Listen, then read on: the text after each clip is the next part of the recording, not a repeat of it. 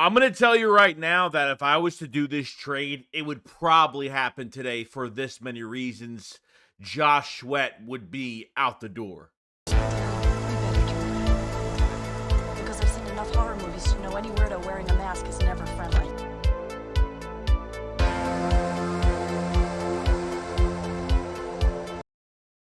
Yo, what's going on, guys? I hope everyone's having a fantastic day today. So I want to go over some news for the Philadelphia Eagles. Some news that might piss people off. Some news that actually might, maybe fans will start to kind of get close to it when it regards to the starting of when the Eagles did hire Christian Parker as the new DBs coach, the new corner coach for the Philadelphia Eagles, and 6 years as a coach, and could be in the future a defensive coordinator in a few years. Okay.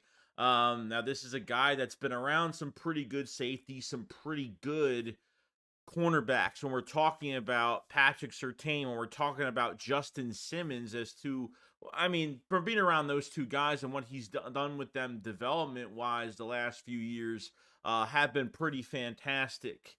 Now, what's more connected to, obviously, to the Christian Parker move is obviously Vic Fangio was the head coach over there. And like I said, you run into those players that have loved Fangio's scheme, have not loved Fangio's scheme. Even hearing a lot from Justin Simmons like this past week, quote unquote, saying, I've always loved him. He's a heck of a coach and he's going to do a heck of a job for Philly. He added importance of safety and linebacker play, ability to check defense based on offensive formation and communication.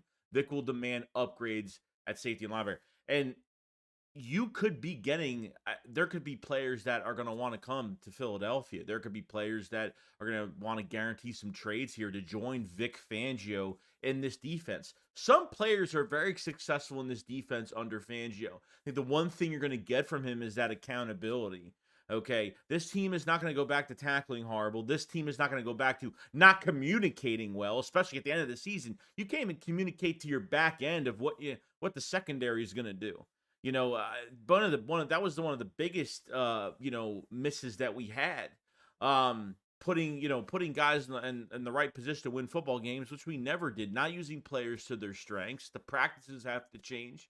I think Vic Fangio's standard is going to change on an intense level. And not that the defense needs a rewipe, but it definitely needs a retool, no doubt. At a lot of positions, and I think it's going to change a lot with Vic Fangio as our defensive coordinator as of right now. So there was a bunch of, now this is, it's a mock trade, so take this into account. Take it with every grain of salt that you could possibly take it with, because it's only a mock trade. But this I would not even be against, okay? Now, there's a rumor of Josh Sweat getting traded from the Philadelphia Eagles for Patrick Surtain. The Eagles would give up a 2024 first-round pick, which is the 22nd overall, and they would give up a 24 fifth-rounder. And it says the pick is not specified. The Eagles have four fifth-round picks, okay? And I think two of them are comps, I think, because we had a third and I think a sixth or something like that. So I think two of them are comps. So 4 fifth-round picks, you definitely are going to throw one of those in there. But a first and a fifth, and if the Eagles feel comfortable with that, they get their corner of the future, and they get a guy that Vic Fangio likes, and a guy that, Surtain really likes as well as a coach. His contract is not bad at all. So when it comes to Surtain, I think it's like $6.6 million against the cap, which is very affordable. You extend him, you give him a raise, you'll save some money in the process. That's no big deal. I wouldn't even mind looking at, even Justin Simmons at this point, as a safety. I mean, look, it's an $18 million cap hit, but that extension will spread out that dead cap, so I'm not even worried about that. But I think there are players out there, and I think an example of a trade like this, look, does Josh Sweat fit your 3-4 scheme? Does Vic Fangio think, I think Reddick could play better? And as much as we've seen Reddick in pass coverage, is he doing the right thing? Are they coaching him the right way and how to be in some sort of pass coverage in a defensive scheme like this? When he did it with Jonathan Gannon, he did it with, obviously, Matt Patricia. Sorry, had some noise. He did it with Matt Patricia. But the thing is, like, they were doing it, and these guys weren't held accountable defensively. Like, I don't think they were ever told, like, no, you're doing it wrong. This is how you do it. This is what you should be looking out for. With Vic Fangio, he's had success. Maybe Vic Fangio will be more successful with Hassan Reddick in more of a pass coverage role. But obviously, I don't want that to happen full time. I think, even if he's at the line and he's just being a monster and shooting the gap, I need him to be on that edge. I need him to be on the line hunting. That's what we need Hassan Reddick for. Now, with Josh Sweat, I did see him in pass coverage this year. It wasn't great. And like I said, Vic Fangio needs to find out who fits the mold here. This is the last year of Josh Sweat's contract. And Josh Sweat's contract as of right now, I think his cap number for 2024 is $9 million. Okay. So a team really isn't taking on that much at all. So the Eagles will really save no money from a move unless it's they really won't save any money from this move. I don't know if they can restructure and then cut him. I don't think that makes any sense. So this is the Eagles are getting nothing in return for Josh Sweat, but they're getting a player in return from the Denver Broncos that has connection to the DB coach Christian Parker, which is connected to everything. This is, I know people might be upset over it, and not saying that Josh Sweat fell off, but the Eagles have to look at these guys that are on the last year of their deals, especially since they were here for a while, and say, okay, well, what do we do with this player now? Like, is there a future with him in the Philadelphia Eagles? And I think Josh Sweat has still got a lot of value. Okay, I think as well as the other defensive linemen, I think he did hit a wall like all of our defensive linemen did. Josh Sweat had a sack the last game against the Giants in the regular season. Before that, he didn't have a sack until week 9.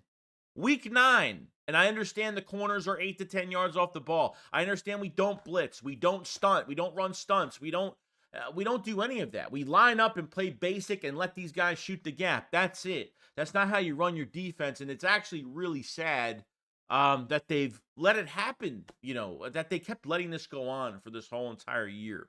And I think a big trade could happen. And if Surtain costs 2 firsts, I wouldn't do it. 2 firsts and a second and a 5th round, I'm probably not touching it. But if Surtain is just going for a 1st and a 5th, and you were already going to go get a corner in the 1st round this year, because Patrick Surtain is still going to be young. You're going to have him for 4 or 5 years, okay? And that is enough of a window for me to say, you know what? You get a proven guy in here that loves his defensive coordinator, that loves this scheme, that plays well in this somewhat scheme, and he has the best positional coach that he can have in Christian Parker that's right next to him. So I think it's a win-win for the Eagles. You lose Josh Sweat. You have Nolan Smith that probably fits the scheme better if coached right, and need to get production from Nolan Smith. Maybe it takes the Eagles to go and get you're going to have a lot of cap space. The Eagles have close to over $50 million cap space, if they make some other moves. Byard getting cut. Maddox getting cut post-June. Okay, $14 million, $7 million. Hassan Reddick's extension is $11-12 million. You can save over $50 million and probably still draft or maybe go into maybe pay a defensive end. I don't know. They need an edge rusher regardless. I think they need somebody more menacing. And I think it's like time to see, like, is there more wear and tear on Josh Sweat, going into the last year of his deal? And if Howie's not going to pay, I mean, that's what they did with Vinny Curry. When they brought Vinny Curry back in 2016 to 2017 in that offseason, when we went to the 17 draft, they went after Derek Barnett. And then they brought, they weren't going to pay Vinny Curry a lot of money.